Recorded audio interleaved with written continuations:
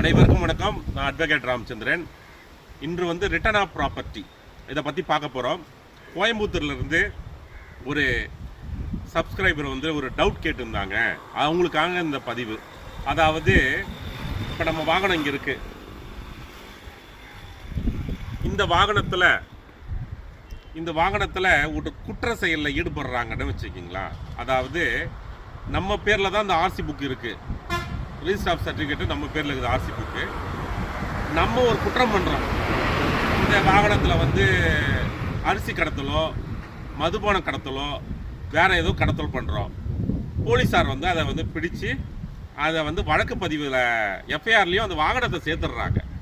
அப்போ அந்த வாகனத்தை சேர்த்துட்ட பிறகு அந்த வாகனத்தை எப்படி நம்ம ரிட்டர்ன் ஆஃப் ப்ராப்பர்ட்டி எப்படி எடுக்கலாம் அதை பற்றி கேட்டுருந்தாங்க. அதுக்காக தான் இந்த பதிவு. பொதுவாக பார்த்தீங்கன்னா நம்ம பேரில் தான் ஒரு வாகனம், அது டூ வீலரோ காரோ நம்ம பேரில் இருக்குது. இப்போ என் பேரில் ராமச்சந்திரன் இருக்குது. நான் அந்த குற்ற செயலில் ஈடுபட்டால் அரசாங்கம் அந்த வண்டியை சீஸ் பண்ணி அரசுடைமை ஆக்கப்பட்டுரும்.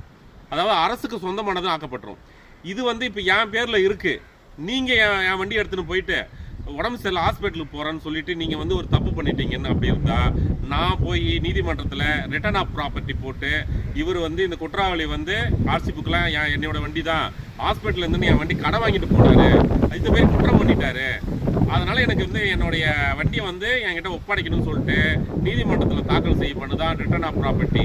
அதை சரிபார்த்து அந்த வழக்கு முடிவு வரைக்கும் நீங்கள் அதை மாற்றுறதோ விற்கிறதோ எதுவும் பண்ணக்கூடாது.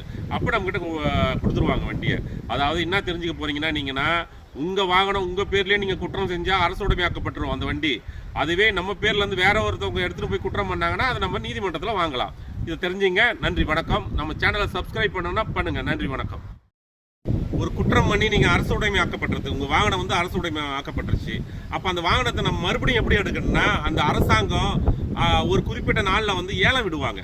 ஏலம் விடும்போது அந்த டெண்டரில் எவ்வளோ அமௌண்ட்டுன்னு மென்ஷன் பண்ணுவாங்க. அப்போ உங்கள் வாகனம் நீங்கள் என்னுடைய வாகனம் தான் சொன்னீங்கன்னா ஒரு கன்சிடரேஷன் பண்ணுவாங்க. அதை நீங்கள் ஏலம் மூலயமா அந்த காவல்துறை மூலயமா நீங்கள் ஏலத்தை அமௌண்ட் கட்டி அதை நீங்களே பெற்றுக்கலாம். அது உங்களுக்கு நெகோஷியபிள் இருக்கும்.